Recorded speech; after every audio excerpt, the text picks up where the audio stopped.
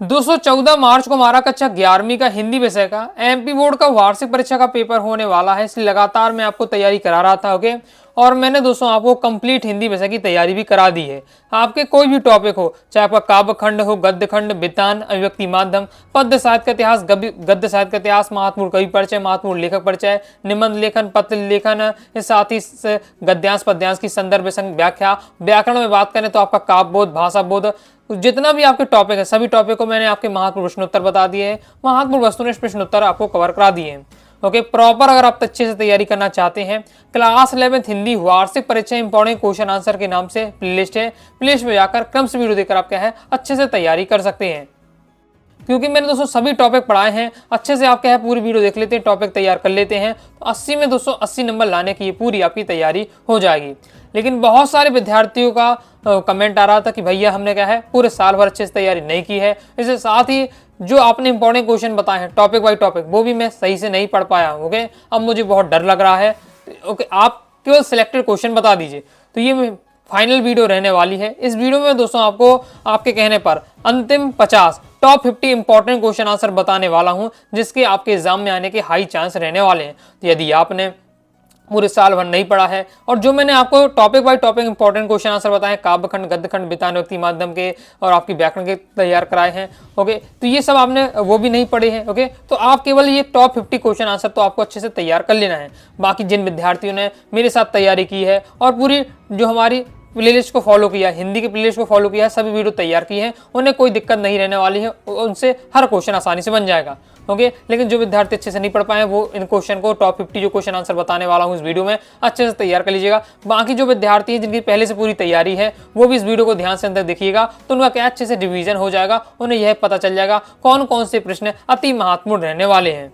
जिन विद्यार्थियों को अभी बहुत कम समय रह गया क्योंकि 3-4 घंटे आपके पास तैयारी के लिए और बहुत ज़्यादा डर लग रहा है, उनके लिए क्या है वीडियो संजीवनी बूटी के समान रहने वाली है। इसलिए अच्छे से आपको क्या है वीडियो को देखिएगा और जितने क्वेश्चन बताऊं वीडियो को देखते ही देखते आपको तैयार करते जाना है। ओके, तो अंतिम बार हमारा वज्र का प्रहार रहने वाला है। परीक्षा में सफलता उस विद्यार्थी को मिलती है, परीक्षा में सफलता उस विद्यार्थी को मिलती है जो मेहनत के पेड़ को ध्यान से पानी देता है। A to Z दोस्तों आपकी तैयारी हो जाएगी इस वीडियो को देखने के बाद। बहुत ध्यान से देखिएगा और वीडियो को देखते ही देखते सभी आपको तैयार कर लीजिएगा, फिर आपको कहीं से भी नहीं पढ़ने पड़ेगा। ओके, तो हमारा पहला क्वेश्चन है दृष्टांत अलंकार की परिभाषा उदाहरण से लिखिए। बहुत ज्यादा महत्वपूर्ण है। देखिए दृष्टांत अलंकार, दृष्टांत का क्या होता है? उदाहरण देकर समझाना। दृष्टांत का मतलब उदाहरण देकर।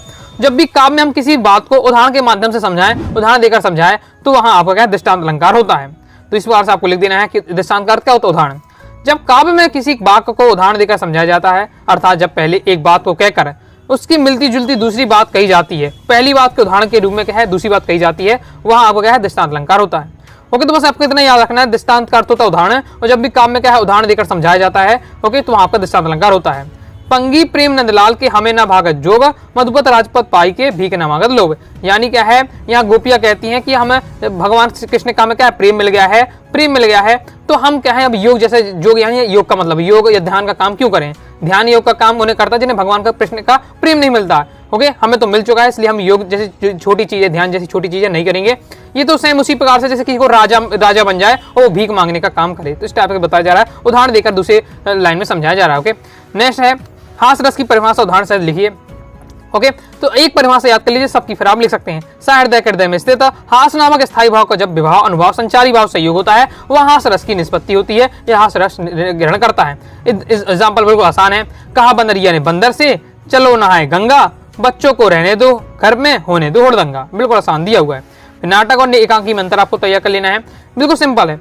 नाटक में दोस्तों क्या कई सारे अंक होते हैं, एकांकी में एक अंक, एकांकी एक अंक, एकांकी एक अंक, और नाटक में क्या कई सारे अंक होते हैं। एकांकी में एकांकी नाम ही से पढ़ा, एक अंक यानी एकांकी।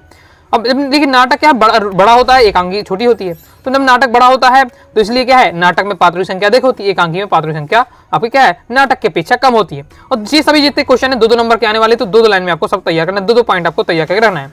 कहानी उपन्यास में फिर आपको अंतर तैयार कर लेना है। तो कहानी क्या होती है छोटी होती है, जबकि उपन्यास क्या बड़ा होता है। ओके, कहानी में क्या है आपने देखा होगा एक ही घटना होती है, उपन्यास में पूरा क्या है किसी भी नायक के संपूर्ण जीवन के बारे में होता है, इसलिए इसमें अनेक घटनाएं होती हैं। कहानी में क्या है, पात्रों की संख्या क्या होती, कम होती। अब कहानी छोटी है तो पात्रों की संख्या कम होगी। ओके, जो उपन्यास है, उपन्यास बड़े होते हैं, इसमें पात्रों की संख्या अधिक होती है। और एग्जाम्पल के माध्यम से बताया, परीक्षा प्रेमचंद द्वारा लिखित कहानी है, गोदान प्रेमचंद द्वारा लिखित उपन्यास। आपको देखिए 2 तो याद करके रखना है, 2 आपका पूछा जाएगा। ओके, 2 नंबर का था, 2 पॉइंट आपको लिखना है। आगे देख लेते हैं। ओके, अब बिल्कुल अंतिम समय रह गया है। बहुत सारे विद्यार्थी क्या पीडीएफ के लिए कह रहे थे, तो पीडीएफ मटेरियल अगर प्राप्त करना है तो मैं मात्र आपको 50 रुपए में, मात्र 50 रुपए में आप ले सकते हैं पूरा पीडीएफ मटेरियल। 90 39 53 40 79 दिए व्हाट्सएप मैसेज करके। ओके, आप चाहते हैं पीडीएफ से रूप में जल्दी से मैं तैयारी कर लूँ तो इस दिए के व्हाट्सएप नंबर आपके मैसेज करके ले लीजिएगा। सब पीडीएफ आपको A to Z मिल जाएंगे, तो आप तैयार कर लीजिएगा।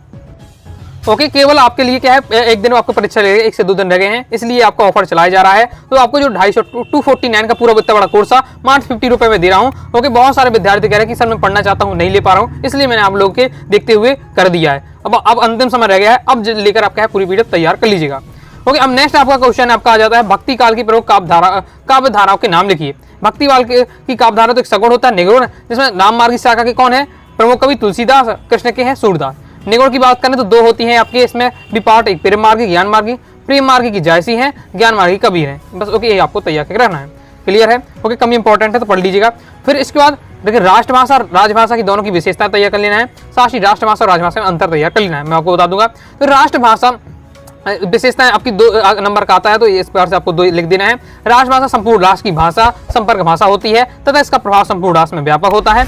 इसका साहित्य का संबंध व्यापक। अब राष्ट्रभाषा, राष्ट्र यानी देश की भाषा, और जो देश की भाषा है तो वो तो स्वाभाविक बात है कि वो क्या है, बड़ी होगी। बड़ी होनी यानी व्यापक होगी। नेक्स्ट आपको तैयार करना है लता मंगेशकर के गायन की विशेषता। वेतन से बहुत ज्यादा महत्वपूर्ण क्वेश्चन है, प्रीवियस में क्वेश्चन आ चुका है।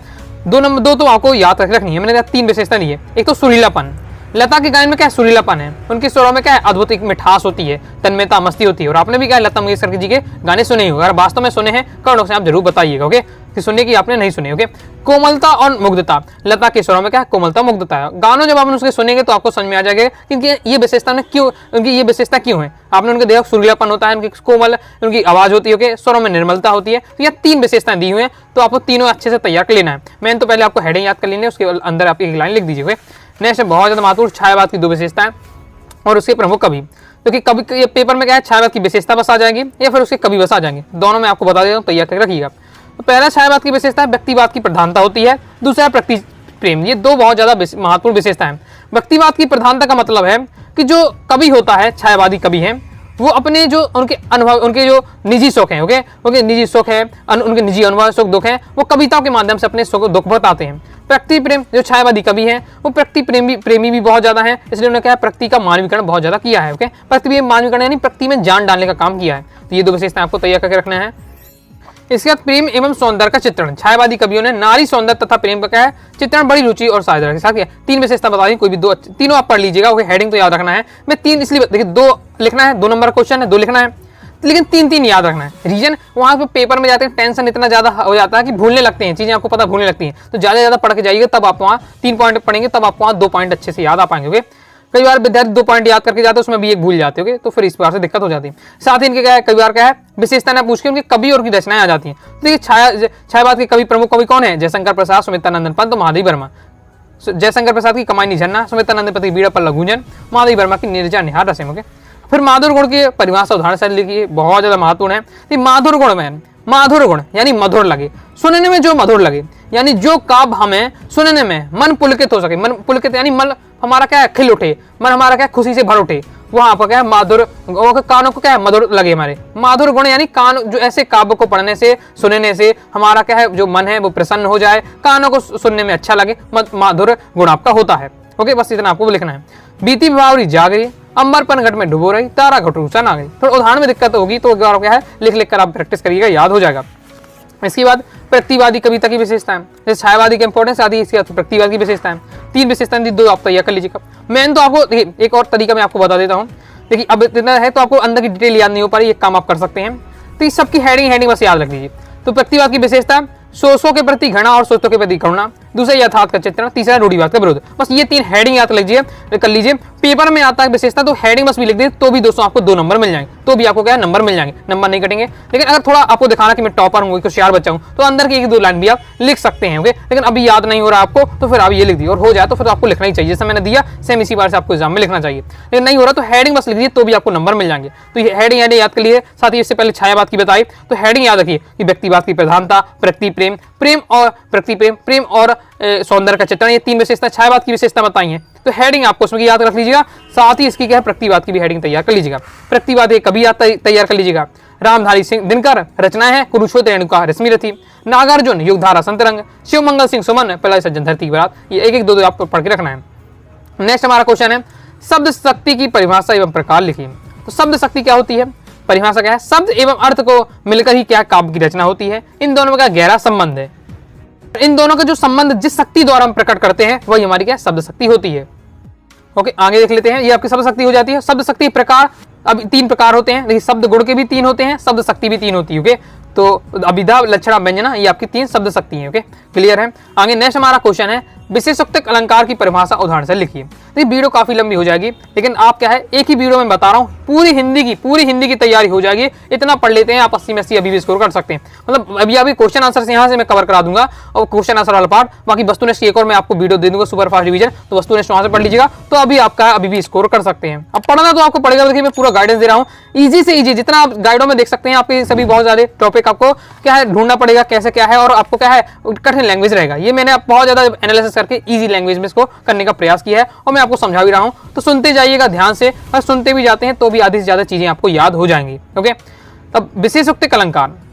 विशेषोक्तिक अलंकार में क्या होता है कि आपके पास क्या है सभी कारण हैं, फिर भी ये दोस्तों आप क्या है अपने लक्ष्य को प्राप्त नहीं कर पाते हैं। जैसे एग्जाम्पल के मैं आपको बताता हूँ कि आपके पास क्या है भोजन की थाली रखी हुई है। ओके, आपके पास भोजन में क्या है रोटी है, सब्जी है, दाल चावल सब कुछ है और रसगुल्ला भी है, और आप कहें कि मुझे बहुत ज्यादा भूख लगी है। अब सामने खाना रखा हुआ फिर भी आप कह रहे हैं, यानी आपके पास है चीजें फिर भी आप कह रहे हैं कि क्या है इस प्रकार से। जैसे आपके पास पूरा मोबाइल भी है, नेट भी है। ओके, तो अब क्या है, अब मुझे हिंदी की तैयारी, आपको पता है कि मैं अच्छे से आपको पढ़ा रहा हूँ, बता रहा हूँ। ओके, यही आपका पेपर में भी आना है, ये भी आपको पता है, फिर भी अगर आप प्ले लिस्ट खोलकर नहीं पढ़ रहे हैं, फिर भी आप वीडियो को ध्यान से नहीं देख रहे, तो ये आपकी गलती हो रही है। और समझ में, तो यानी आपके पास चीजें हैं फिर भी आप नहीं पढ़ पा रहे हैं, तो भी आपका ये आपकी गलती कहलाएगी। तो यही है, आप यही बताइए विशेषोक्ति यही है कि संपूर्ण कारणों के होने पर भी फल का ना कहना विशेषोक्ति अलंकार, यही आपकी परिभाषा है कि संपूर्ण कारण होने के बाद भी, यानी जो चीज आपको लक्ष्य प्राप्ति चाहिए वो सब है आपके पास, फिर भी आप अपने लक्ष्य को प्राप्त नहीं कर पा रहे, वहां विशेषोक्ति अलंकार। एग्जाम्पल से हम समझ लेते हैं, दो मेघ बरसे मैं प्यासी की प्यासी, या नायिका है ओके जो हीरोइन है वो कह रही है कि 2 मेघ बरस रहे हैं, यानी 2 बादल बरस रहे हैं, मतलब बादल बरस रहे हैं, मतलब पानी बहुत ज्यादा है चारों तरफ, फिर भी नायिका कह रही मैं क्या है प्यासी की प्यासी हूँ। ओके, इस प्रकार से कि पानी ही पानी है चारों तरफ, फिर भी नायिका कह रही प्यासी में प्यासी प्यासी। बिल्कुल मैंने बिल्कुल इजी वाला एग्जांपल भी दिया कि आप पढ़ते हैं तुरंत याद हो जाए, तो परिभाषा उदाहरण समझ गए, बहुत ज्यादा इंपॉर्टेंट है, याद करके रखिएगा। नेक्स्ट राजभाषा की विशेषता है। तो ये राजभाषा क्या है, तो राजभाषा है वो सरकारी कामकाज की भाषा होती है। दूसरा क्षेत्रीय भाषा ही राजभाषा होती है, मतलब राजभाषा राज्य की भाषा है, तो ये उस राज्य में जो भाषा जो प्रचलित होगी वही उसकी राजभाषा रहती है। तथा कार के निर्णय शिक्षा का माध्यम रेडियो एवं दूरदर्शन राजभाषा की प्रयोग ही होता है। नेक्स्ट रोला छंद की उदाहरण सहित समझाइए। ये 2 छंद आपको है ही हैं, एक रोला छंद, मुक्तक छंद, दोनों छंद को तैयार कर लीजिएगा। 2 नंबर का 100% यहाँ से आपको क्वेश्चन आने वाला है, दोनों में से एक पूछा जाएगा, तैयार कर लेना है आपको, थोड़ा डिफिकल्ट लगेगा लेकिन पढ़ना पड़ेगा। ओके, तो ये रोला छंद की ये परिभाषा दी है कि ये सममात्रिक छंद है, 4 चरण होते हैं, प्रत्येक चरण में क्या 14 मात्राएं होती हैं, 11-13 की यति होती है, अंत में 2 गुरु होते हैं, 2 चरणों में क्या तुक और अनावश्यक है, और ये आपको उदाहरण दिया हुआ है, मतलब ओके तो तैयार रखो कर लेना है। इसके बाद मुक्तक छंद, मुक्तक छंद यानी जो क्या मुक्त हो, ये अभी आधुनिक युग का ये देन माना जाता है। ओके, मुक्तक छंद में कौन से आते हैं छंद, सिंपल है, जैसे कोई कवि है उसे लिखने का इंटरेस्ट है, वो कविता लिख रहा है लेकिन वो तुक नहीं बैठा पा रहा, ओके, जैसे वह आता 2 टुक कलेज करता पताता पथ पर आता, जहां ज्यादा आपको तुक नहीं मिले, पेट पीठ दोनों एक, ओके, जहां तुक ना मिले वहां आपका समझ जाइए मुक्तक छंद है। तो जहां कुछ आपका क्या है किसी प्रकार से लाइन दे दी जाए वहां आपका मुक्तक छंद में रहता है। लिखने का तरीका किस प्रकार से, जिस छंद में वर्णों और मात्रा को बंधन नहीं है अपने हिसाब से लिख सकते हैं, मुक्तक छंद रहता है। परिभाषा मैंने आपको बता दिया, ये याद रखना कि मुक्तक छंद को केंचुआ छंद या रबर छंद भी कहा जाता है, ऑब्जेक्ट पूछा जाता है। बाकी आपका क्या है उदाहरण दिया है तो इसे आपको तैयार कर लेना है। इसके आगे और भी आपको उदाहरण दिया है, बाकी और भी आपको इजी मिले तो आप देख लीजिएगा। ओके, फिर निपात की परिभाषा उदाहरण बहुत ज़्यादा इंपॉर्टेंट है। इस आपके सिलेबस में 3 ही शब्द हैं, एक निपात शब्द, तकनीकी शब्द, क्षेत्रीय शब्द, तीनों का आपको तैयार करना है। यहाँ से आपका एक क्वेश्चन जरूर आएगा 2 नंबर का। ओके, तो निपात शब्द क्या है कि वे शब्द जो क्या है किसी भी शब्द के बाद लगकर उसको बल देने का काम करते हैं, वो आपका निपात शब्द कहलाते हैं। एग्जाम्पल के लिए ही, तक, मात्र, भर, भी, तो ये सब क्या आपके निपात शब्द हैं। तो नहीं याद रखिएगा, ऑब्जेक्ट में यहाँ से पूछा जाता है। जैसे ओके, मुझे कपड़े धोना है। ओके, मुझे कपड़े धोने पड़ेंगे, मुझे कपड़े धोने पड़ेंगे, सिंपल बात है। मुझे ही कपड़े धोने पड़ेंगे, तो यहाँ आपको क्या है, ही जो शब्द लगा इसने उस बात पर वजन दे दिया, भार दे दिया, इसलिए आपका ये निपात शब्द, ही यहाँ निपात शब्द है। ओके, तुमने अपने आने की खबर तक नहीं दी। ओके, इस प्रकार से, तो इसमें क्या है आपका जो नहीं है, तुमने अपने आने की खबर तक नहीं दी, तक आपका यहाँ लग रहा है, तो वो आपका क्या है, तक है जो आपका ये निपात शब्द है। तो इसमें पहचान जरूर करना है कि ही, तक, ये क्या निपात शब्द है।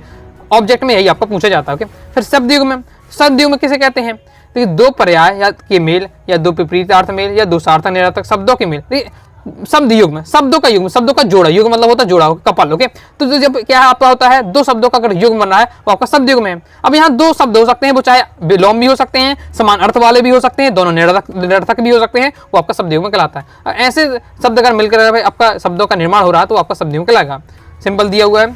अर्थ के आधार पर ये अर्थ वाक्य पूछे जा रहे हैं अर्थ के आधार पर, तो बाकी दोस्तों आपके 2 टाइप में बांटा, एक रचना के आधार पर, अर्थ के आधार पर। अर्थ के आधार पर दोस्तों वाक्य आपके 8 प्रकार के, रचना के आधार पर वाक्य दोस्तों आपके 3 प्रकार के। तो ये आपको याद रखना, अक्सर वस्तुनिष्ठ में आता है।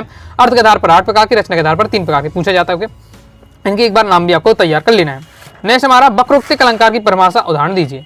वक्रोक्ति अलंकार, वक्रोक्ति यानी तो बात को घुमाना, बात को घुमाना। ओके, इस प्रकार से देखिए क्या होता है इसमें, जब सुनने वाला व्यक्ति कहने वाले व्यक्ति की बातों का गलत अर्थ निकाल लेता, वक्रोक्ति अलंकार होता। बिल्कुल मैंने सिंपल परिभाषा दी है कि जैसे मैंने आपको कुछ कहा और कुछ आपने कुछ गलत उसका मतलब समझ लिया। कई बार ऐसा होता है, आपने देखा भी होगा, लाइव में भी नॉर्मल होता है, बात करते हैं, आप किसी से कुछ कह रहे हैं, उसका उसने आपको कहना कुछ चाहते हैं और उसने उसका मतलब कुछ और समझ लिया, वहाँ आपका वक्रोक्ति अलंकार होगा।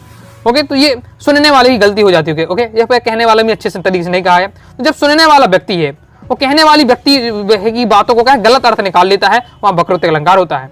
जैसे कौ तुम हो इत आए कहाँ, घनश्याम हो तो इत के तऊ बरसो। ओके, ये क्या यहाँ बताया जा रहे हैं, यहाँ राधा जी कह रहे हैं कौ तुम हो इत आए कहाँ। ओके, तुम कौन हो ये जो यहाँ आ गए हैं, तो उसने कहा कि घनश्याम, तो यहाँ राधा मतलब समझ बादल हो, अच्छा बादल, तो कहूँ बरसो, इस पार से, इस पार से, तो यहाँ गलत अर्थ निकाल लिया गया। ओके, तो यहाँ घनश्याम को क्या 2 अर्थ निकल रहे हैं, आपका बादल भी और कृष्ण, भगवान कृष्ण भी, इस पार से। तकनीकी शब्द क्या है, उदाहरण के साथ समझाइए। तकनीकी शब्द ऐसे शब्द होते हैं दोस्तों जो किसी विषय के लिए फिक्स शब्द बने होते हैं। जैसे आप गुरुत्वाकर्षण शब्द पढ़ते हैं, वेग पढ़ा आपने, त्वरण पढ़ा, ओके, गति पढ़ा, तो ये सब आप नॉर्मल यूज फिजिक्स जब पढ़ते हैं तभी इसका यूज करते हैं, नहीं तो नॉर्मल लाइफ में हम नहीं यूज करते। ओके, जैसे कोशिका पढ़े हम, ओके, कोशिका है तो आप जीव विज्ञान बायोलॉजी सभी पढ़ते हैं तभी पढ़ते हैं। ओके, तो ये नॉर्मल लाइफ में हम यूज नहीं करते हैं। तो ऐसे शब्द जो हम क्या किसी विशेष विषय में पढ़ते हैं तभी उसका यूज करते हैं, वो आपके तकनीकी शब्द होते हैं। लिखने का तरीका क्या रहने वाला है, ये आपका दिया हुआ परिभाषा इस बार से। एग्जांपल आप जो जरूर याद रखना, कोशिका, आवृत्ति, गुरुत्वाकर्षण, ओके, आंकड़े। अब जैसे आंकड़े बोले, जब इकोनॉमिक सब्जेक्ट पढ़ते हैं, गणित पढ़ते हैं, ओके, तो तभी हम इसका आंकड़े शब्द का प्रयोग करते हैं, नहीं तो हम यूज नॉर्मल नहीं करते इस बार से। नेक्स्ट हमारा क्वेश्चन है ओज गुण की परिभाषा उदाहरण दीजिए। ओज यानी जोश, ओज यानी जोश, यानी जिस काम को पढ़ के एकदम जोश आ जाए, ओके, मन में जोश आ जाए, वही आपका ओज गुण है। सिंपल, ओज यानी जोश, तो जिस काव्य को पढ़कर मन में एकदम जोश आ जाए, वीरस का एकदम संचार हो जाए, ओज गुण आपका होता है। ओके, जैसे वह खून कहो किस मतलब का जिसमें उबाल का नाम नहीं, वह खून कहो किस मतलब का आ सके देश के काम नहीं, बुंदेरो हर बोलो के मुंह से हमने सुनी कहानी थी, खूब लड़ी मर्दानी वह तो झांसी बाई रानी। तो ये मैंने आपको इजी वाले बताए और आपको भी याद होंगे, तो बस आपको जो नॉर्मल याद है वही आपको रखना है। ओके, तो वीरस की परिभाषा उदाहरण है, तो वीरस के भी यही उदाहरण होते हैं जो ओज गुण के उदाहरण है, वही दोस्तों आपके यहाँ वीरस के भी उदाहरण है। ओके, तो ओज गुण भी आप समझ गए होंगे। इसके बाद नेक्स्ट हमारा क्वेश्चन है, मीरा कृष्ण की उपासना किस रूप में करती है, वह रूप कैसा है। प्रीवियस रह चुका है, वार्षिक परीक्षा 2022 में आया था। ओके, तो मीरा कृष्ण की उपासना किस रूप में करती है, तो मीरा कृष्ण की उपासना पति के रूप में करती है। मीरा जी कृष्ण को अपना क्या पति के रूप में मानती है। वह रूप कैसा है, तो वह रूप क्या है, मन को मोहने वाला। कृष्ण जी की आपको सुंदरता का वर्णन करना है। वे क्या है, पर्वत को धारण करने वाले हैं, उनके सिर में क्या है, मोर का मुकुट सुशोभित है। मीरा अपना उन्हें क्या है, सर्वस्व मानती है, वे स्वयं उनकी दासी मानती है। बिल्कुल सिंपल आपका दिए हुए। नेक्स्ट बिंब से आप क्या समझते हैं, बिंब वाला टॉपिक भी है आपके में। तो बिंब से अगर क्वेश्चन ही बनता है तो आपका दोस्तों परिभाषा बनेगा, परिभाषा याद आपको होनी चाहिए। मैंने यहाँ पॉपुलर जो परिभाषा बिंब की वो डॉक्टर नागेंद्र के अनुसार आपकी परिभाषा। ओके, तो बिंब क्या है, काव्य में बिंब को एक शब्द चित्र माना जाता है जो कल्पना द्वारा एनदी अनुभव द्वारा निर्मित होता है। ये आपका नॉर्मल परिभाषा है। बाकी डॉक्टर नागेंद्र के अनुसार जरूर तैयार करके रखिएगा। ओके, तो आपको तुरंत नंबर मिल जाएंगे। काव्य बिंब शब्दार्थ के माध्यम से कल्पना द्वारा निर्मित एक ऐसी मानव छवि जिसके मूल भावना से प्रेरणा रहती है। और मैं आपको एक बात बता रहा हूँ, ओके, अभी कक्षा 11वीं के विद्यार्थी, तो कक्षा 12वीं में क्या सिलेबस है आपको तो भी नॉलेज होगा नहीं, और मैं आपको पता है कि 11वीं 12वीं दोनों को तैयारी कराता हूँ। तो आपका जो ग्रामर वाला टॉपिक है, जैसे बिंब हो गया, शब्द शक्ति हो गया, शब्द गुण हो गया, ओके, और आपके और भी टॉपिक है, रस हो गया जैसे, ओके, तो ये आपके जो टॉपिक हैं, शब्द वाला भी टॉपिक है, वाक्य परिवर्तन वाला, वाक्य परिचय वाला, तो जितने टॉपिक है यही सेम, बिल्कुल सेम दोस्तों आपको मैं क्लास 12 में ही बताऊंगा। क्लास 12 में भी यही है। बस आपके समझ लीजिए बुक के क्वेश्चन आंसर हटा दे तो ग्रामर आपकी बहुत सारी वही रहने वाली है, इसलिए अभी से मेहनत आप कर लीजिएगा। ओके, लोकोक्ति और मुहावरे में दो अंतर लिखिए। तो लोकोक्ति और मुहावरे में अंतर आपका बिल्कुल सिंपल दिया है। लोकोक्ति क्या होता है? लोकोक्ति एक पूर्ण वाक्य होती है, जबकि मुहावरे क्या है, वाक्यांश होता है, वाक्य एक टुकड़ा होता है। मुहावरा का जो होता है छोटा आकार होता है, लोकोक्ति क्या बड़ी होती है। मुहावरा क्या होता है, स्वतंत्र नहीं होता है, उसे हमेशा क्या जब बाद में हम जोड़ेंगे तभी उसका अर्थ निकलेगा। लोकोक्ति क्या है, सिंगल भी लिख दिए तो भी उसका अर्थ निकल आता है। तो ये आपका सिंपल दिया हुआ है, तो ये नहीं आपको याद रखना है। जैसे चंपा किस बात पर अचरज हुआ और क्यों? ये चंपा है तो उसको किस बात पर अचरज हुआ, यानी आश्चर्यचकित हुई वो। तो देखो चंपा अच्छा लड़की है, चंपा अनपढ़ लड़की है, ओके, पढ़ना लिखना बिल्कुल नहीं जानती है। तो जब वो देखती है कवि है, जो कवि है त्रिलोचन कवि रहते हैं, तो वो जब किताबें पढ़ रहे होंगे तो किताबें पढ़ते हैं, तो चंपा जब देखती है कवि को पढ़ते हुए तो चंपा सोचती है कि यार ये जो अक्षर लिखे हुए हैं, ये काले काले अक्षर से लिखे हैं, ये क्या रेड और क्या है आपके ब्लैक कलर के अक्षर लिखे हुए हैं, इनसे आवाज कैसे निकलते हैं? मैं आपको ये सब बातें कैसे बता पा रहा हूँ, वो कैसे पढ़ पा रहा हूँ, तो वो समझ में नहीं आता कि इनको पढ़ा कैसे जाता है। अब कोई अनपढ़ है, निरक्षर है, तो इसलिए वो समझ में नहीं आ रहा कि कैसे पढ़ा जाता है। इस बात पर अचरज होता है कि ये काले काले अक्षर कैसे, ओके, आवाज ये उसकी ध्वनि निकलती है, ये उसको समझ में नहीं आता। तो बस इसे अपनी भाषा में आप लिख सकते हैं, जैसे मैंने समझा दिया, ऐसा माइंड में रख लेना, फिर अपनी लैंग्वेज में लिख सकते हैं, बाकी दिया हुआ। ओके, इसलिए लाइन भी आती है, चंपा काले काले अक्षर नहीं चिंती, आपने पढ़ा भी होगा लाइन। ओके, जैसे मानव शरीर का निर्माण किन 5 तत्वों से हुआ था? तो अग्नि, जल, वायु, धरती, आकाश, इन 5 तत्वों से क्या है मानव शरीर का निर्माण हुआ है। ओके, नेक्स्ट हमारा पीत पत्रकारिता क्या है? व्यक्ति माध्यम से क्वेश्चन है आपका। पीत पत्रकारिता क्या है? ये भी आपका वार्षिक परीक्षा में 22 में आता है शायद। ओके, तो इंपॉर्टेंट है, पढ़ लीजिएगा। पीत पत्रकारिता क्या है? जिसमें इसमें सही समाचारों की उपेक्षा करके सनसनी फैलाने वाले समाचारों पर ध्यान खींचने वाले शीर्षकों को बहुतायत में प्रयोग किया जाता है। यानी ये आप समझ सकते हैं, इसमें क्या है कि जो समाचार पत्र है वो व्यूज के चक्कर में, ओके, कि लोग उनका क्या है उनको ज्यादा से ज्यादा देखें, तो वो जो मेन टॉपिक है सही न्यूज है, सही न्यूज ना बताएंगे, वो गलत सलाह तो जो ध्यान खींचने वाली न्यूज होगी उसे बताएंगे। जैसे मैं आपको यहाँ इतनी मेहनत कर रहा हूँ, ओके, मैं आपको सबसे अच्छा एग्जांपल दे रहा हूँ, मैं लगातार आपको एक टॉपिक मैंने अच्छे से पढ़ाए हैं, पूरे बेहतरीन तरीके से पढ़ा रहा हूँ, लेकिन बहुत सारे ऐसे विद्यार्थी होंगे अभी भी यूट्यूब पर रियल पेपर वगैरह सर्च करते होंगे, और लोग फिर जब सर्च करते तो आ तो जाते होंगे बहुत सारे, तो नकली पेपर को क्या है प्रीवियस ईयर पेपर दिखाएंगे या फिर मॉडल पेपर दिखाएंगे, उनको असली बताएंगे, और बस उन्हीं आप 5-6 क्वेश्चन बताएंगे, उन्हें आप पढ़ के जाएंगे और यहाँ से कुछ आएगा नहीं और फेल हो जाते हैं।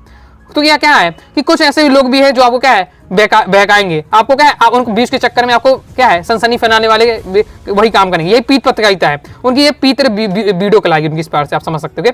यहाँ क्या है पत्रकार लोग करते हैं, समाचार वाले लोग करते हैं कि गलत जो मेन चीज है उसको नहीं बताएंगे, ओके, जो गलत सलत चीज है, ओके, ध्यान खींचने वाली है, बस उनका क्या इससे मतलब है कि लोग उनको देखे व्यूज बढ़े, उनको पैसा कमाए, उससे मतलब नहीं है सामने वाले को फायदा हो रहा कि नहीं हो रहा, उससे उन्हें कोई मतलब नहीं होता। तो आइए आप समझ होंगे। तो इसे समाचार पत्रों की बिक्री बना घटिया तरीका माना जाता है, बेकार तरीका, ये सबसे बेकार तरीका है, क्योंकि इसमें लोगों को आप क्या है बहका रहे हैं, ओके, उन्हें सही न्यूज तो दे नहीं रहे हैं, तो इस प्रकार से तो ये अब बिक्री अपने समाचार के पत्र बिके, इस चक्कर में आप क्या लोग गलत जानकारी दे रहे हैं, तो ये क्या घटिया तरीका माने। बाकी सिंपल आपका लिखा हुआ समझ के आप बच सकते हैं। मैं आपको चीजें समझा देता हूँ, फिर अपनी लैंग्वेज में भी आप लिख देंगे, अपनी लैंग्वेज लिखें तो भी नंबर मिलेंगे, लेकिन टॉपिक वही आपको रहना चाहिए। ओके, आगे देख लेते हैं। नेक्स्ट हमारा कवि ने चंपा की किन विशेषताओं को उल्लेख किया है? तो कवि ने क्या है चंपा नाम की जो लड़की है उसकी क्या विशेषता बताया, तो अभी मैंने जस्ट आपको बताया कि चंपा क्या है अनपढ़ है, ओके, अनपढ़ है, उसे पढ़ता लिखते तो बनता नहीं है, तो वही आपको पहले उसकी विशेषता यही उसके लिए तो यही विशेषता है कि वो क्या अनपढ़ है। ओके, वह सुंदर नामक एक ग्वाले की पुत्री है, ये याद रखिएगा। चंपा के पिता का नाम क्या था? सुंदर, और चंपा के पिता का नाम सुंदर तो है, काम क्या करते थे? ग्वाला थे, ओके, ग्वाला थे, तो ये इसलिए बता दिया है, ऑब्जेक्ट में यहाँ से हमेशा आता है, ओके, तो इस प्रकार से। पहले दूसरा है सुहाग चंचल, चंचल लड़की थी, ओके, तो ये आपकी 2 विशेषताएं दी है, एक अनपढ़ लड़की है और एक चंचल लड़की है, ओके, इस प्रकार से। आगे देख लेते हैं। नेक्स्ट हमारा क्वेश्चन है माधुर गुण की परिभाषा, उदाहरण के साथ आपको बताना है। ओके, माधुर गुण तो मैं आपको बता ही चुका हूँ, जो मन को क्या है मन से खुल उठे, मन को कानों को सुनने अच्छा लगे, आपको माधुर गुण होता है। जस्ट ये आपको रिपीट क्वेश्चन हो गया, मैंने आपको पहले ही बता दिया है। रीतिकाल की विशेषताएं, तो रीतिकाल के जो कवि होते थे वो राजा श्रेष्ठ होते थे, यानी राजा के दरबार में रहा करते थे, अब राजा के दरबार में रहेंगे, राजा का अन्न खाएंगे, तो राजा की उन्हें तारीफ करनी पड़ती थी। अब राजा जितना भी अत्याचारी हो, लेकिन झूठी झूठी उसकी भी तारीफ करते रहते थे, क्योंकि अब अच्छी तारीफ करेंगे तभी आप, जैसे आप किसी के पास जाते हैं, आप उसकी तारीफ करें, ओके, तारीफ करते हैं तो आपको प्रसन्न हो जाएगा आपके ऊपर। और लेकिन अगर आप उसकी बुराई करने लगेंगे तो वो आपको क्या है, मानने लगेगा। आ रहा समझ में? तो यही है आपका रीतिकाल के जो कवि हैं वो क्या है, अब वहाँ राज दशरथ थे कवि, तो राज दशरथ कवि होते करते थे, इसलिए वो क्या है, उनकी राजा की क्या है, उनकी जो वीरता है उसका वर्णन करते थे। अब चाहे वो गलत हो सही हो, उससे मतलब नहीं रहता था। ब्रज भाषा का प्रयोग इनमें अधिकतम रहता था। वीर रस की परख काव्य लिखते थे। अब राजा के बारे में लिखेंगे तो वीर रस लिखेंगे मेन रूप से, ओके, इस प्रकार से। और श्रृंगार रस की भी प्रधानता, वीर रस और श्रृंगार रस दोनों लिखा करते थे, ये इसकी विशेषता है। नेक्स्ट, ये बहुत ज्यादा इंपॉर्टेंट है, प्रीवियस में आ चुका है। भूलों की जगह दूसरा कुत्ता क्यों लाया गया, उसने फिल्म का किस दृश्य को पूरा किया। तो हमने देखते हैं कि जो भूला नाम का कुत्ता था, तो उसको दूसरा उसकी जगह कुत्ता लाया गया, तो क्यों लाया गया, और उसने कौन सा जो शूटिंग का काम किया, ओके, कौन सा दृश्य को अपनाया। तो सिंपल इसका आंसर आपको बताना है कि भूलो क्या है, भूलो की जो शूटिंग उसने आधा काम किया। अब आपको पता है कभी क्या है, कभी क्या है, रुक रुक कर क्या शूटिंग करते थे, जब तक अगली शूटिंग होनी थी तब तक क्या भूलो नाम का जो कुत्ता था जो शूटिंग में काम कर रहा था, ओके, लिया गया था, वो क्या है, उसकी मृत्यु हो जाती है। अब मृत्यु हो जाती है, उसने आधा पार्ट तो शूटिंग हो गया उससे, अब उसकी मृत्यु होगी तो अब उसका आधा पार्ट है वो कौन शूटिंग करेगा। तो उसी के जैसे दिखने वाला दूसरा कुत्ता ढूंढा जाता है, दूसरा कुत्ता को ढूंढा इसलिए लिया जाता है, ओके। कौन सा उसने दृश्य पूरा किया, तो वो आपको यहाँ पूरा समझाया जा रहा है, पढ़ते ही आपको चीजें समझ में आ जाएगी, पहले ही मैंने आपको समझाया क्वेश्चन, ओके। नेक्स्ट है, रजनी पटकथा पढ़कर आपको क्या संदेश मिलता है। प्रीवियस ईयर में ये भी क्वेश्चन आपका है, रजनी पटकथा से हमें क्या है, अन्याय के विरुद्ध बिगुल बजाने के लिए प्रेरित करती है। आपने देखा रजनी है वो क्या, जो कोचिंग वगैरह का जो सिस्टम चलता है, जो कोचिंग का धंधा चलता है, किस प्रकार से, ओके, कि आपको क्या कम नंबर देंगे, आपको कम नंबर देंगे। ऐसे ये अभी भी होता है, मैंने अभी देखी है, एक टीचर थे वो क्या है, स्टूडेंट को धमकाते, अगर प्रैक्टिकल में कम नंबर देंगे, अगर तुम मेरी कोचिंग नहीं पढ़ोगे, फिजिक्स की, केमिस्ट्री इस टाइप से, तो ये भी होता है। तो इस वक्त धमका देंगे कि आपको जो 25 नंबर प्रैक्टिकल के मिलेंगे, मेरी कोचिंग पढ़ो, नहीं तो प्रैक्टिकल में निपटा दिए जाओगे, इस टाइप से भी रहता है। तो ये कुछ है कोचिंग। और यहाँ भी आपने देखा कि मैथ में से कम नंबर दिए जाते हैं, तब हो गए। तो उसने क्या किया, रजनी है पटकथा में क्या, अन्याय के विरुद्ध, हमारा अगर अन्याय हो रहा है उसके पूरे क्या है, लड़ाई लड़नी चाहिए, उसके बिगुल बजाना चाहिए, समाज में उत्पन्न विसंगतियां, ओके, और विधि पूर्वक निडरता से निर्भरता के साथ में क्या उनका सामना करना चाहिए, ओके। तो ये आपका क्लियर हो जाता है। नेक्स्ट, किसान समानता भारत माता का अर्थ लेते थे। तो जब भी क्या है, नेहरू जी जाते थे, लोगों से पूछा करते थे कि नेहरू जब किसी भी जुलूस में जाया करते थे, ओके, सभा में जाते थे, तो सभी जो जनता थी वो एकदम भारत माता की जय, भारत माता की जय बोलने लगते थे, नारा लगाने लगती थी। तो नेहरू जी पूछते थे कि ये भारत माता की आप जय तो बोलते हैं, इसका मतलब क्या है। तो किसान समानता भारत माता अर्थ क्या है, हिंदुस्तान की धरती से लेते। तो किसानों क्या लगते थे, उन्हें लगता था कि जो हिंदुस्तान की धरती है सेम क्या भारत माता कैसे थी, क्लियर है। नेक्स्ट, अब इस बार से क्वेश्चन आ जाता है, प्रीवियस में कई बार आया है, जिसमें आपको क्या वाक्य को परिवर्तित करना पड़ता है। जैसे मैं कुछ आपको सिलेक्टेड लेकर बताता हूँ, राधिका मुझे पानी पीना है, सिंपल वाक्य। अब इसको आज्ञावाचक बनाना है, ऐसा करो कि इसमें पढ़ने से आज्ञा दे, राधिका मेरे लिए पानी लाओ, राधिका मेरे लिए पानी लाओ। अब ऐसा लग रहा है कि मैं राधिका को आज्ञा दे रहा हूँ कि मेरे लिए पानी लाए, ओके। फिर नेक्स्ट है, मोहन कुशाग्र बुद्धि है, मतलब मोहन की कुशाग्र बुद्धि है, प्रश्नवाचक बनाना है। प्रश्नवाचक तो सिंपल रहता है, आगे आपको क्या लिख देना है, क्या लगा देना, पीछे क्वेश्चन मार्क, बस आपका प्रश्नवाचक बन जाएगा। तो क्या मोहन कुशाग्र बुद्धि है इस बार से, क्या लगा देना है और क्वेश्चन मार्क, प्रश्नवाचक यही था। तो 15 वर्ष बीत गए, आश्चर्य सूचक है विस्मय आदि बनाना। देखिए विस्मय आदि में कहा विस्मय आदि वाला चिन्ह बनाइए, विस्मय आदि चिन्ह रहता है, वो डंडी और नीचे बिंदी वाला विस्मय आदि वाला चिन्ह होता है, वो आपको लगा देना है। ओ आ ये सब आपके होते हैं विस्मय आदि वाले चिन्ह, ओके। तो या 15 वर्ष बीत गए, इस बार से वही सेम लिख देना पड़ता, आगे बस ये साइन लगा देना पड़ता, ओके। संयुक्त वाक्य बनाना है, पुलिस के आते ही चोर भाग गए। अब देखिए मैंने आपको ये पूरा डिटेल से समझाया है, प्ले लिस्ट में जाकर आप सब देख सकते हैं, डिटेल से मैंने सब चीजें आपको पढ़ाई हैं। तो संयुक्त वाक्य की आपको क्या करना है, यहाँ जो एक सेंटेंस रहता है उसको 2 टुकड़ों में तोड़ना है, और फिर संयुक्त वाक्य की पहचान होती है, और हो जाता, परंतु हो जाता, ये संयुक्त वाक्य कंजक्शन होती है बीच में जोड़ने वाला। तो यहाँ और शब्द जोड़ के हम बना सकते हैं, पुलिस आई और चोर भाग गए। देखिए पुलिस आई और चोर भाग गए, 2 सेंटेंस तो तोड़ भी दिया, साथ ही और से जोड़ दिया, और क्या है संयुक्त की बाकी पहचान से होती है। मेरा पुत्र बुद्धिमान है, निषेधात्मक बताना है, निषेधात्मक माने नहीं लगा के बनाना, बस तो मेरा पुत्र बुद्धिमान नहीं है, क्लियर है। मैंने शॉर्ट में आपको जो इंपॉर्टेंट है समझा दिया है, और आगे देख लेते हैं। फिर इसके बाद वाक्य परिवर्तन आता है, या फिर आपको वाक्य शुद्धिकरण भी आ जाता है, यानी वाक्य आपको गलत वाक्य लिख दिया जाएगा, उसको शुद्ध करो। मैंने अनेकों स्थान देखे, तो मैंने अनेकों नहीं, मैंने अनेक स्थान देखे, तो अनेकों का अनेक हो जाएगा। मैं भाग्यवान स्त्री है, तो भाग्यवान एक पुल्लिंग शब्द, पुल्लिंग आएगा, ओके। स्त्री के लिए कहा जा रहा है तो भाग्यवती होता है, पुल्लिंग में भागवान, स्त्रीलिंग में भागवती रहता है, तो भागवती आ जाएगा। अब महादेवी वर्मा विद्वान महिला है। अब यहाँ विद्वान जो शब्द होता है वो पुल्लिंग शब्द है, और यहाँ महादेवी वर्मा तो स्त्रीलिंग में आ रहा है, तो विदुषी आएगा, ओके। विद्वान का स्त्रीलिंग क्या हो जाएगा, आपको विदुषी हो जाएगा, तो हमने विदुषी लिख दिया। अब विदुषी शब्द लिखेंगे तो हम समझ जाएंगे महिला की बात हो रही, तो महिला वाला शब्द भी हट जाएगा। कृपया पत्र का उत्तर शीघ्र देने की कृपा करें। तो पत्र का उत्तर शीघ्र देने की क्या है, कृपा करें। अब इसमें क्या गलती है, यहाँ भी कृपया लगा दिया, यहाँ भी कृपया लगा दिया, तो दो बार चीजों को नहीं होना चाहिए, वो भी अशुद्धि मानी जाती है। एक ही शब्द को आप दो तीन तीन बार बोल रहे हैं तो वही आपका शुद्धि। ओके, एक बार यूज करनी है, आगे कर लिया फिर पीछे कर लिया उस प्रकार से। इस ग्रंथ का निर्माण किसने किया, तो इस ग्रंथ का रचना किसने की, निर्माण नहीं है, निर्माण नहीं होता, रचना होता है। ओके, इस प्रकार से कंप्लीट होता है। नेक्स्ट हमारा क्वेश्चन है, मियां नसरुद्दीन को नान भाइयों का मसीहा क्यों कहा जाता है। तो इसका आंसर केवल इतना ही है कि मियां नसरुद्दीन को नान भाइयों का मसीहा इसलिए कहा जाता है कि जो मियां नसरुद्दीन है वो 56 प्रकार की रोटी बनाने की कला जानते थे, 56 प्रकार की रोटी कला बनाने के लिए मशहूर थे और कला जानते थे। इसलिए जो लेखिका हैं ओके कृष्णा सोबती, उन्होंने क्या है, मियां नसरुद्दीन को नान भाइयों का मसीहा कहा है। इस प्रकार से आपका हो जाता है कंप्लीट। आई होप समझ गए होंगे। आगे देख लेते हैं। ओके, ये आपका पूरा दिया हुआ पढ़ लीजिएगा, बाकी इतना बस आपको लिख देना है कि मियां नसरुद्दीन क्या 56 प्रकार की रोटी बनाने के लिए मशहूर थे और कला जानते थे, इसलिए क्या नान भाई को मसीहा कहा जाता है। जैसे डायरी लेखन की दो महत्वपूर्ण विशेषताएं। डायरी लेखन की क्या विशेषता होनी चाहिए, इंपॉर्टेंट प्रीवियस में आ चुका है। तो डायरी हमारा नितांत अंतरंग साक्षात्कार एवं संवाद है।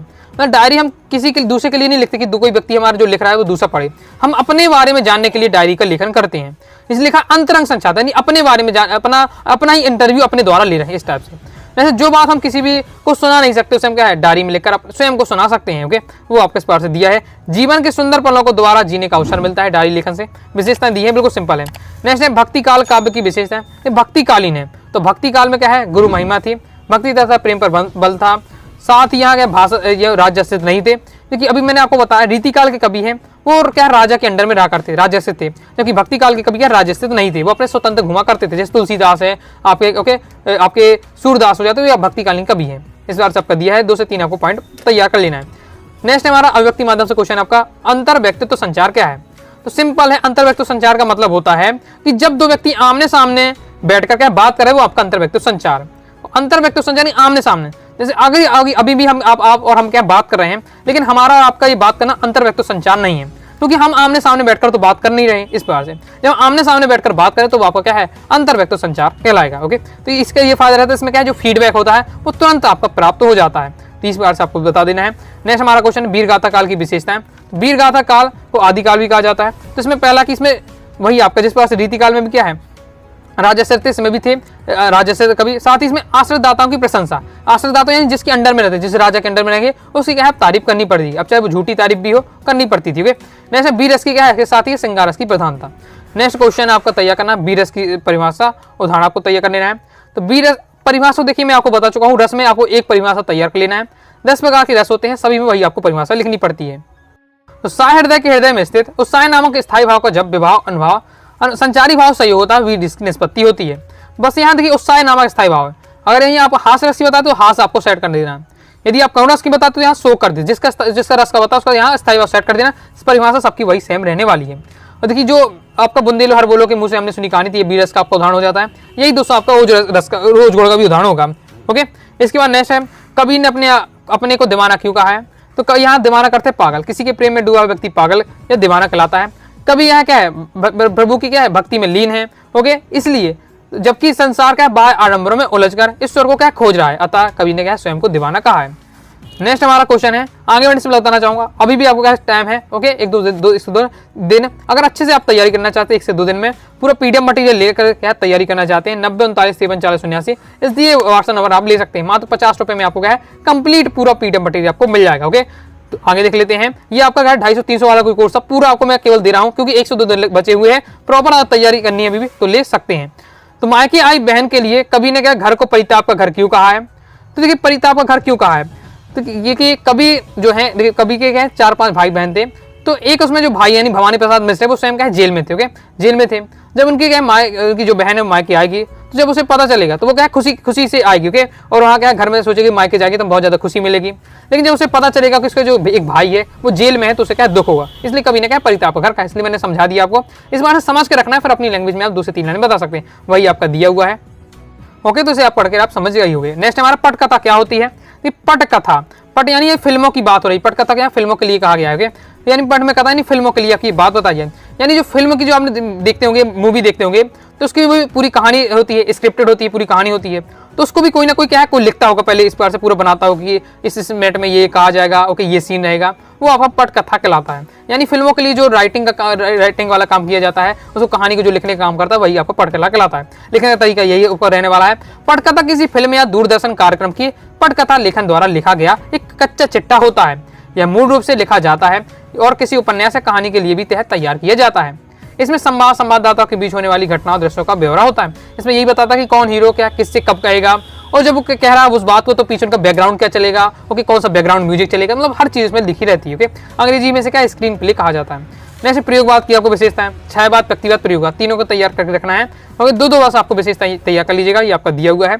यहाँ से आपको 2 नंबर के क्वेश्चन जरूर बनेगा। ये आपकी विशेषता है और क्या है, प्रमुख कवि उनकी रचनाएं दी हुई है। इसके बाद दोस्तों आपको जीवनी और आत्मकथा में अंतर। जीवनी में क्या होता है, जीवनी किसी महापुरुष पर लिखी जाती है और कोई दूसरा व्यक्ति लिखता है। ओके, आत्मकथा में क्या है, लेखक क्या है स्वयं अपने बारे में लिखता। आत्मकथा यानी अपनी कथा, आत्मकथा यानी अपनी कथा लिखता है। ओके, अब जीवनी क्या है, एक महापुरुष के ऊपर लिखी जा रही है, महान व्यक्ति के ऊपर लिखी जा रही है, तो हमेशा क्या है सत्य घटनाओं पर आधारित होती है। आत्मकथा काल्पनिक भी हो सकती है, क्योंकि अपने बारे में लिख रहा है। जैसे मैं अपने बारे में लिखूँ तो मैं अपनी बुराई थोड़ी बताऊंगा, अपनी अच्छाई लिखूंगा, क्योंकि झूठी बातें भी लिख सकता हूँ अपने बारे में। ओके, तो जीवनी क्या है, प्रेरणादायक होती है, इसमें हमेशा प्रेरणा मिलेगी। अब क्योंकि महापुरुष के ऊपर लिखी जा रही है तो मैं मोटिवेशन तो मिलेगा ही, क्योंकि आत्मकथा में प्रेरणा मिले मोटिवेशन मिले जरूरी नहीं है। इस बार से दिया है, 2 आपको पॉइंट तैयार कर लेना है। आगे नेक्स्ट, रेणाजी पानी किसे कहते हैं। तो रेणाजी पानी क्या होता है, धरातल से नीचे उतरा लेकिन पाताल में ना मिलने वाला पानी आपका रेणाजी पानी कहलाता है। बस इतना ही आपकी परिभाषा, इतना ही बस एक लाइन में याद कर लीजिएगा कि धरातल से नीचे उतरा यानी धरती से नीचे चला गया, लेकिन पाताल वाला जो तल होता है उससे ना मिले, बीच में फंसा रह जाए। धरातल और आपके पाताल के बीच में जो पानी फंस जाए वो आपका रेणाजी पानी कहलाता है। पालर पानी किसे कहते हैं, तो पालर का पानी का मतलब ये होता है कि वर्षा से सीधे रूप से मिलने वाला पानी।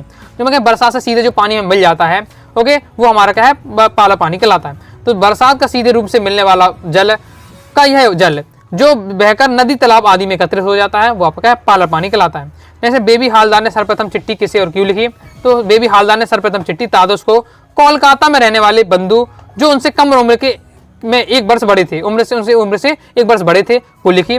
यह चिट्ठी बेबी हालदार ने तादुस के कहने पर बंधु द्वारा भेजी गई चिट्ठी का क्या जवाब दिया था।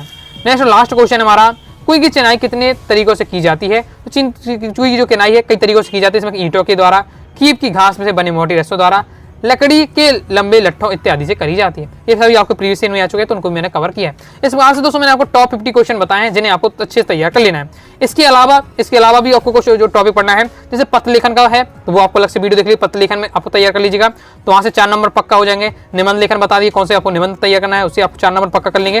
क्रम से वीडियो देखना चाहते हैं, क्लास 11 वार्षिक परीक्षा इंपॉर्टेंट क्वेश्चन आंसर प्लेलिस्ट है, जहाँ से जाकर देखिए क्रम से आपको वीडियो मिल जाएगी। तो पत्र लेखन, निबंध लेखन, आपत्ति गद्यांश पद्यांश और आपका कवि परिचय, लेखक परिचय, संदर्भ प्रसंग व्याख्या, ये 3-4 जो टॉपिक है ये आप थोड़ा अलग से पढ़ लीजिएगा। तो ये क्वेश्चन आंसर वो टॉपिक पढ़ लीजिएगा, वस्तुनिष्ठ और बता दूंगा, तो आप यहाँ से क्या है फुल स्कोर अभी भी कर सकते हैं। सभी आपको अच्छे से तैयार कर लेना है। इस प्रकार से हमने कवर किए हैं टॉप 50 इंपॉर्टेंट क्वेश्चन आंसर, जो बताएं सभी अच्छे से तैयार कर लीजिएगा। और अभी आपके पास समय रहता है तो मैं कहूँगा प्लेलिस्ट पे जाइएगा और आपके जैसे निबंध लेखन, पत्र लेखन और जो आपकी टॉपिक है संदर्भ प्रसंग व्याख्या वाले जो अलग टॉपिक है आपके, आपत्ति गद्यांश पद्यांश, उनकी एक बार आप जो जरूर प्रैक्टिस कर लेना अपनी तरफ से। मैं क्वेश्चन आंसर तो मैंने बता ही दिए, और भी आपके है प्लेलिस्ट पे जाकर वीडियो एक बार चेक कर लीजिएगा। वीडियो से लाइक करें, सब्सक्राइब जरूर दिएगा। इसके साथ ही टेलीग्राम चैनल व्हाट्सएप ज्वाइन कर लीजिएगा। कोई डाउट आता है तो कमेंट बॉक्स में आपको जरूर पूछना है। मिलते हैं नेक्स्ट वीडियो में, तब तक के लिए बाय बाय।